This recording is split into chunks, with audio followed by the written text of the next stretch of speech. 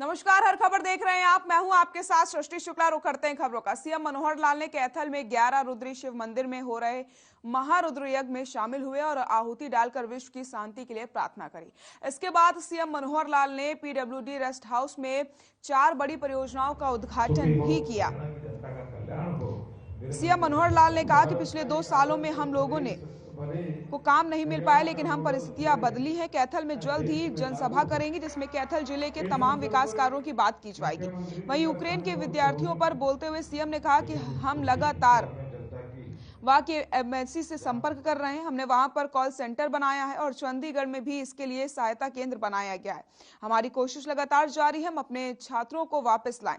इसके अलावा सीएम ने पुरानी पेंशन बहाली और पुलिस राशन भत्ता 600 से बढ़ाकर 3000 करने पर कहा कि ये कांग्रेस का दोगलापन है। पहले इन्होंने ही पुरानी पेंशन को रोका था, अब जारी कर दिया गया है। ये सिर्फ भ्रम फैलाने की कोशिश की जा रही है।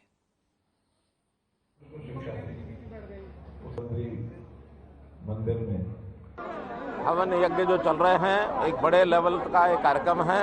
वहाँ संत जन भी आए हैं और कैथल की और आसपास की जनता भी बड़ी मात्रा में है।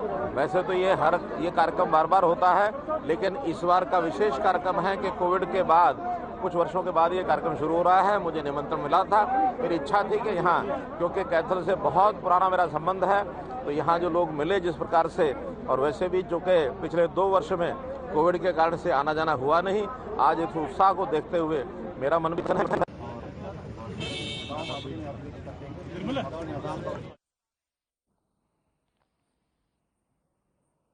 चरखी दादरी में इनेलो पार्टी की तरफ से कार्यकर्ता मीटिंग का आयोजन किया गया, जिसकी अध्यक्षता इंदु बाला फोगाट ने की है। वहीं इस अवसर पर इनेलो पार्टी के महासचिव अभय सिंह चौटाला ने बताया कि सरकार की जन विरोधी नीतियों की वजह से आज हर वर्ग दुखी है और इस सरकार से छुटकारा पाना चाहती है। साथ ही साथ उन्होंने कहा कि आने वाले समय में इनेलो पार्टी का ही होगा। इनेलो पार्टी सभी वर्गों का समान रूप से विकास चाहती है। वहीं अभय चौटाला ने चरखी दादरी में ओलावृष्टि को लेकर के कहा कि किसानों की फसलों को ओलावृष्टि की वजह से काफी नुकसान हुआ है, जिसका सरकार को उचित मुआवजा देना चाहिए। इसके अलावा नगर निकाय चुनाव के बारे में बोलते हुए कहा कि इनेलो पार्टी इस सिंबल पर चुनाव लड़ेगी। वहीं अभय चौटाला ने यूक्रेन मामले पर कहा कि सरकार को काफी दिन पहले से ही यूक्रेन और रूस के बीच युद्ध की सूचना थी, लेकिन सरकार चुनाव में मस्त थी। धन्यवाद। और मैं चाहूंगा कि हमारा कार्यकर्ताओं का हल्के का सम्मेलन था। वही आज इंदु बालाजी फोगाट ने हमारी पार्टी को ज्वाइन किया है। इन्होंने कोई 500-600 महिलाएं, एक महिलाओं का सम्मेलन टाइप करके सारी महिलाओं को भी पार्टी में साथ में शामिल कराया है। और हमने अपने पार्टी के कार्यकर्ताओं की एक जिम्मेवारी लगाई है और साथ में इनकी भी हमने इस सिरे से जिम्मेवारी लगाई है कि आप भी ज्यादा से ज्यादा महिलाओं को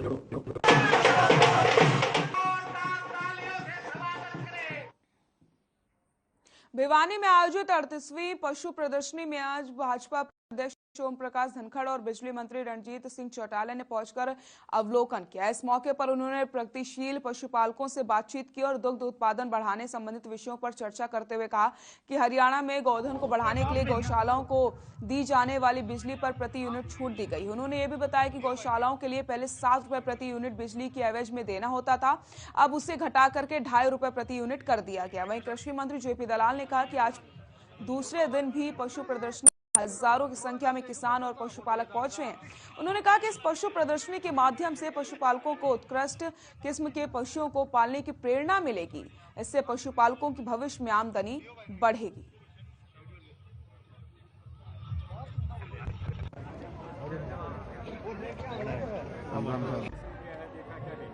बहुत शानदार पशुधन प्रदर्शनी का आयोजन भिवानी में दलाल साहब ने किया है।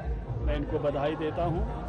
हमारा जो डेयरी का क्षेत्र है वो 4 आधारों पर खड़ा होता है, जिसमें सबसे महत्वपूर्ण है जेनेटिक्स, नस्ल, और ये सारा का सारा नस्ल को बढ़ाने के लिए है। और सबसे अच्छी नस्ल के जो पशुधन है हरियाणा के, वो यहाँ उपस्थित हैं और उसमें जो सबसे सर्वश्रेष्ठ है उनकी कैटवाक होती है और उनको इनाम दिया जाता है, जिससे हरियाणा का प्रति पशु दूध उत्पादन बढ़ता चला जाए और उसमें कामयाब हो रहे हैं। इसके साथ साथ टेक्नोलॉजी का प्रदर्शन भी है। दूसरा आधार टेक्नोलॉजी है और बेस्ट प्रैक्टिसेस काम हमारे साइंटिस्ट करते हैं सेमिनार लगा के। और पशुधन प्रदर्शनी का दूसरा दिन है और खुशी की बात यह है कि किसान हजारों की संख्या में आ रहे हैं और इस पशुधन को देख रहे हैं और वो भी कोशिश करेंगे कि इस तरह के जो उत्कृष्ट पशु हैं जिससे उनकी आमदनी बढ़े और प्रदेश की जीडीपी बढ़े उनको वो पालेंगे। तो सारी विधियां यहाँ बताई जा रही हैं, प्रदर्शनी आए हैं, पशु देखने को मिलते हैं और जो प्रोग्रेसिव फार्मर हैं जिन्होंने इन पशुओं को पाला है वो आम आदमी जो किसान देखने आते हैं उनको ज्ञान देते हैं जिससे कि उनसे सीख करके वो भी इस नस्ल के पशु पाल करके अपने परिवार का आमदनी बढ़ाएं और प्रदेश का जो है प्रगति करें। सर खास आपको देखने को मिला, बड़ा अच्छा लगा। हमारे कृषि मंत्री दलाल साहब के साथ मुझे इनविटेशन था मेले के लिए। हालांकि आज माननीय मुख्यमंत्री जी का प्रोग्राम था मेरे बिजली डिपार्टमेंट का। कल मैंने उनसे कहा कि जी मैं आ रहा हूं, मेरा जाना बनता है। उन्होंने कहा कि बहुत बड़ा मेला है, आप इसे छोड़ो, किसानों का मेला है, पशुओं का बहुत बड़ा मेला है। मैं इधर आया, बहुत अच्छा लगा, बहुत वेल ऑर्गेनाइज्ड है और बहुत लोगों को अपने अच्छी जो चीजें हैं उनको बाजार में।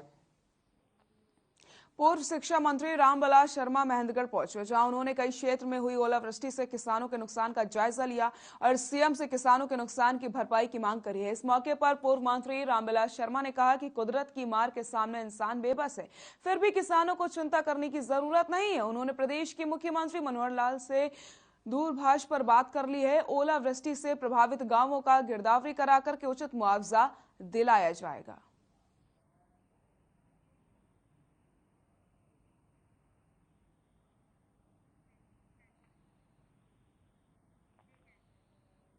परिवहन मंत्री मूलचंद शर्मा ने झज्जर के धर्मशाला में नगर निकाय चुनाव को लेकर के बैठक करी, जहां उन्होंने कार्यकर्ताओं को संबोधित किया। वहीं मीडिया से रूबरू होकर के कहा कि आगामी नगर निकाय चुनाव को लेकर बीजेपी ने पूरी तैयारी कर ली है और बीजेपी की जीत इस चुनाव में निश्चित होती है। साथ ही साथ कहा कि विपक्ष केवल बीजेपी की छवि को बिगाड़ना चाहता है, लेकिन जनता जानती है कि बीजेपी ही आम जनता के हितों की रक्षा करती है। वहीं दूसरी ओर यूक्रेन में फंसे युवाओं के बारे में बोलते हुए कहा कि मुख्यमंत्री और प्रधानमंत्री लगातार यूक्रेन से संपर्क में हैं। अपने युवाओं को शीघ्र वहां से सकुशल वापस बुला लिया जाएगा।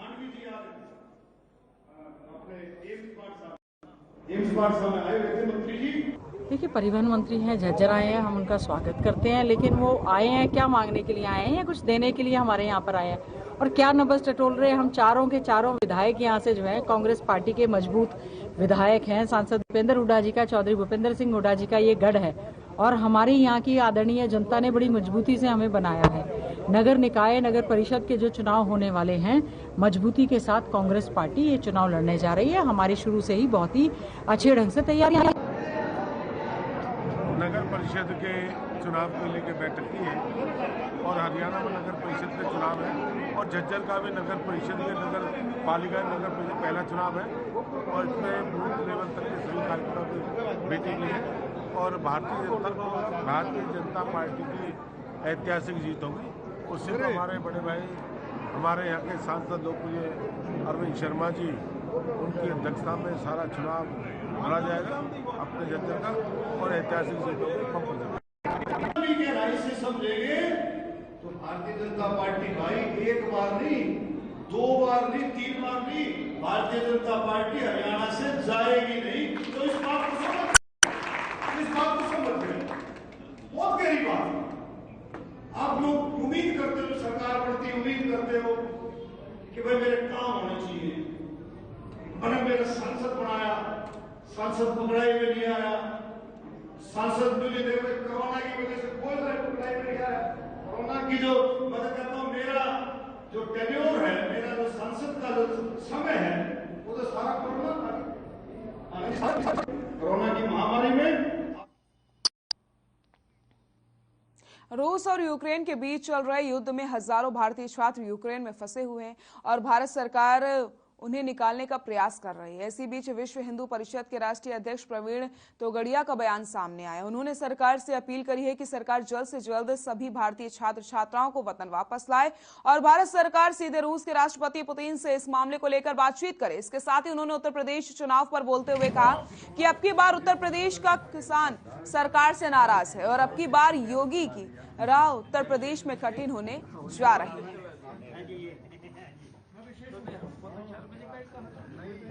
में युद्ध शुरू है और 20,000 भारतीय और MBBS वाले छात्र छात्राएं यूक्रेन में हैं और यूक्रेन में मजबूरी से पढ़ने गए हैं, क्योंकि भारत में जो MBBS होने की फीस है उनसे 5वें हिस्से की फीस यूरोप में है, यूक्रेन में। पूर्व शिक्षा मंत्री और झज्जर की विधायक गीता भुक्खल ने कहा कि यूक्रेन में भारत के जहां 20,000 छात्र फंसे हुए हैं, उनमें से हरियाणा के 2,000 हैं और जिसमें कि झज्जर जिले के लगभग 8 से 10 छात्र भारत आने का प्रयास कर रहे हैं। उन्होंने कहा कि आज यूक्रेन में युद्ध की स्थिति है और रिहायशी इलाकों में भी बमबारी की जा रही है, जिससे भारतीय छात्रों की जान जोखिम में। इसलिए सरकार को इस मामले में शीघ्र ही कोई कदम उठाते हुए छात्रों को वापस लाना चाहिए। उन्होंने कहा कि एयर इंडिया की फ्लाइट के माध्यम से छात्रों को निःशुल्क भारत लाने का काम किया जाए।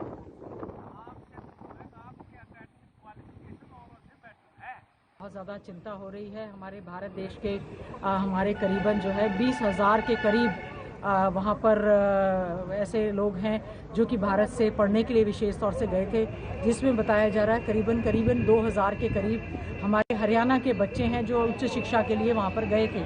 आज झज्जर के भी हमारे करीबन 8-9 लोग ऐसे हैं जिनके परिवारों से संपर्क हुआ है, पता चला है कि उनके बच्चे वहाँ पर हैं। हमने जिला प्रशासन के अधिकारियों से भी बात की है, उनके परिवार से भी बात की है और हमारा अनुरोध है भारत सरकार से कि अतिशीघ्र हमारा जो एक्सटर्नल अफेयर डिपार्टमेंट है और हमारे प्रदेश के मुख्यमंत्री और होम मिनिस्टर इस चीज़ का गंभीरता से संज्ञान लेते हुए हमारे जो बच्चे वहाँ पर हैं, क्योंकि अभी नेटवर्क बंद हो जाएगा, नेट सुविधाएं बंद हो जाएंगी। जो बता रहे हैं कि एयर इंडिया की फ्लाइट्स उनको लेने के लिए गई थी, वो वापस आ गई और उन बच्चों को कोई भी उनका समाधान नहीं हुआ। वो किसी टनल में बैठे हैं, जैसा कि उन्होंने एक संदेश दिया है। सहकारिता मंत्री डॉक्टर बनवारी लाल ने सोहाना की पंजाबी धर्मशाला सभागार में नगर परिषद के आगामी चुनावों को लेकर के बैठक करी। इस मौके पर उन्होंने बीजेपी की जीत का दावा किया। वहीं कार्यकर्ताओं को एक एक वोट की कीमत समझाई और इन सबके बीच उन्होंने दावा किया है कि नगर परिषद के होने वाले चुनावों में नगर परिषद के सभी 21 वार्डों में बीजेपी जीत हासिल करेगी और सरकार की तारीफें करते हुए कहा कि बीजेपी सरकार में बिना पर्ची खर्ची के योग्यता के आधार पर नौकरियां मिल रही हैं। साथ ही साथ कहा कि भ्रष्टाचार पर रोक लगाने के लिए सरकारी विभागों में होने वाले सभी कार्यों को ऑनलाइन कर दिया गया है।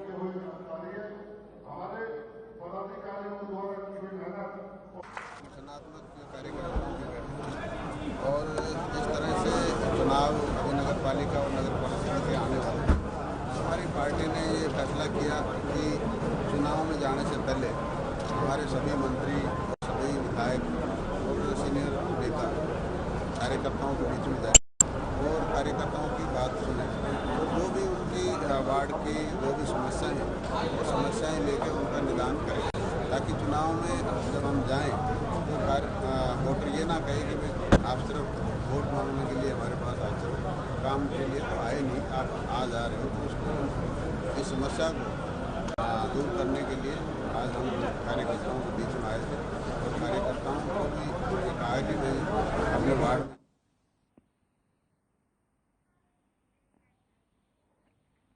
वक्त हो चला एक छोटे से ब्रेक का, जल्द हाजिर होते हैं।